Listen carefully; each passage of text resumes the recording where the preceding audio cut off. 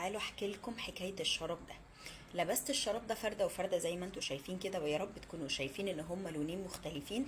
انا بقى ما كنتش لابسة النضارة فلبسته كده ونزل كالعادة، يعني رجلي بتوجعني، كنت في مكان فقلعت الشوز وقعدت بالشراب. بصيت كده فلقيت ان ده لون وده لون، فقعدت افكر ايه الاحراج ده، هو ده بجد لون ولون ولا انا اللي مش شايفه ولا النضاره باظت ولا ايه؟ فمشيت كده وانا باصه في الارض، لقيت واحده قدامي فبقول لها إيه بقول لك ايه؟ قالت لي الشراب تحفه. فقلت لها اه، ما هو انا جاي اسالك عليه، هو انا جاي اسالها عشان بجد اتاكد، وعشان لو هو طلع لون ولون يعني اوضح الصوره ان انا ما كنتش شايفه ولابسه لون ولون وكده يعني.